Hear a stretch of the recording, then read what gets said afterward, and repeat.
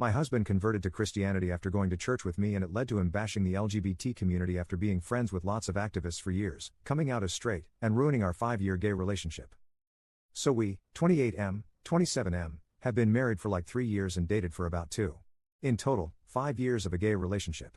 We're 2 men, have always been 2 men, and I don't think that's going to change anytime soon. My husband and I have had a rather healthy relationship for the most part. Of course we have minor arguments every now and then, but what relationship is perfect? In the end we always resolve them and our affection would continue as normal. This is kind of why I'm really confused by what's going on with us. Why now? I'm a Christian. I know a lot of people don't like the idea of that, but gay Christians do exist. My husband was agnostic, not necessarily an atheist, just wasn't completely on board with any religion. And that's fine, I would have supported him if he found peace in literally anything. He didn't need to become a Christian, and honestly, as selfish as this sounds, I wish he didn't. I know this makes me sound like a terrible person, but he changed so drastically afterwards and I miss the man he used to be. It was a slow start. He asked me about verses from the Bible, we went to church, he even fasted for Lent. Christmas this year was much more than just presents, and I was happy that I had this piece of me to share with him now. I was raised religious and struggled with my identity. If it weren't for other queer Christians, I would have left Christianity. I was glad that I still had these things we could bond over, but it kept ramping up. All of a sudden, he's going to church more than I am, which is perfectly fine, is always carrying a Bible with him, and will randomly cite a verse when we're having political discussions. I've noticed his views have started to shift towards the right as well, and recently retweeted someone saying your body, my choice. You're a twink, women's reproductive rights don't concern you in the slightest? It kept ramping up. He started agreeing with the whole LGB minus the T crowd, and started spewing harmful rhetoric about drag queens, as if we aren't friends with a bunch of them. When I told him that drag queens are much less likely to harm children than some pastors, he lost his mind saying I was a heathen and that his friends were right. This is the part that caught my attention. What friends? I asked him what he meant by that, and he started backtracking, saying he was tired and that we should go to bed. I was tired, and arguing didn't seem like it'd do us any good right now, so I put a pin in it and we got ready for bed. Our room has a bathroom connected, and usually we keep the door open. He takes a shower and makes sure to lock it, which was weird, but I didn't say anything about it. If he wants to set this boundary down, that's fine, but he could at least communicate it, eek? The next day is a Sunday, and he's already out of bed and I'm assuming at church. I get up and got ready, but once I arrived I realized he wasn't there. That confused me, so after the service I called him asking him where he was. He tells me he's in church, but I told him I was here too and didn't see him. He clarifies he means this the other, I'm not going to say the denomination because I don't want to cause any arguments, church. This was news to me, especially because he never brought it up and still carried our Bible. I told him to send me the address and I'll pick him up so we can get brunch, but he tells me that he doesn't want his friends seeing me. That hurt. I asked him if we could at least meet up and he said he'll see me at home. After a few hours, he finally comes home.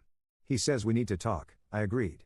I wanted to ask him why he didn't want his friends seeing me, and as I opened my mouth to ask the question he set him straight.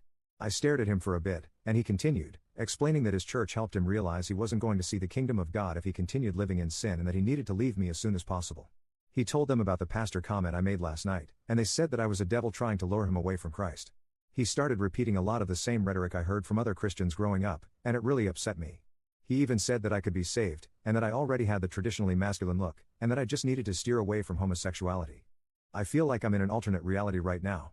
I'm being told by the love of my life that I'm a devil that needs to return to Christ because I shut down his homophobic rhetoric. My gay husband is being homophobic.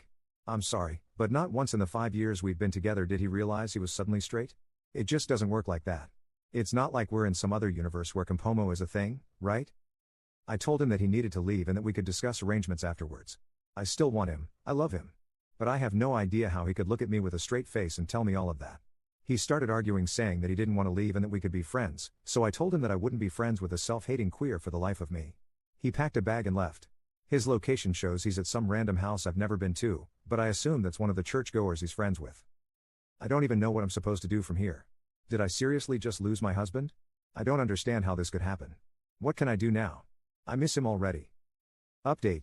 Thank you to everyone who gave me genuine advice on my last post. I'll quickly answer some common questions. No, he does not have a family history of bipolar disorder or any other mental health disorder that would cause sharp changes. No, he isn't cheating on me with one of his church friends, but I will get more into this later. No, he isn't bi. I'm bi, and we've had conversations and he said he experimented in high school but it wasn't for him. I talked to his family and our friends about the whole thing. I explained we were separating because of his newfound faith and how he's acting. I told them about the stuff he said and they're all worried for me. I don't think that I'm in any sort of danger, honestly. I did talk to my church about this, and they told me that the church he's attending is notorious for this sort of thing. One of them will show up after a service and wait outside, and if someone is walking out alone, they'll come up to them and start chatting. They'll pretend they go here until they've talked to the person enough times to invite them to their church. Apparently, he was attending my church even on days where I wasn't, so he was alone a lot. It's really predatory, and it low-key pisses me off that he was enjoying my church and it led to him being taken away from me.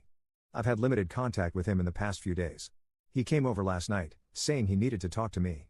He didn't appreciate me contacting his parents, and assured me that he is fine mentally. I wanted to start asking all the questions I've come up with since he left, but I didn't want to overwhelm him.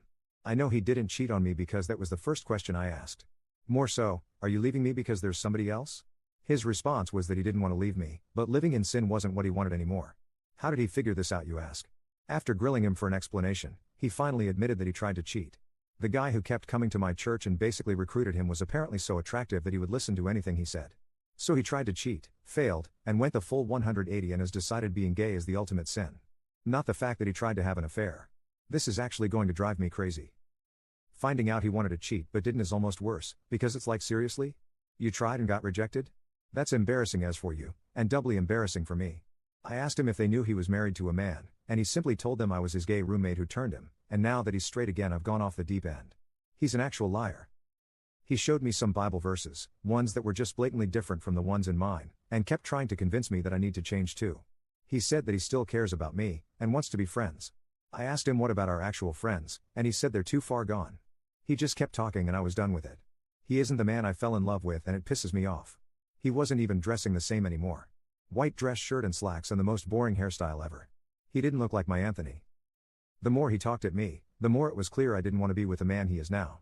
He left, and for the second time in our life, he walked out that door without saying I love you, and I was fine with that. This morning I talked with my lawyer and I am going through with a divorce.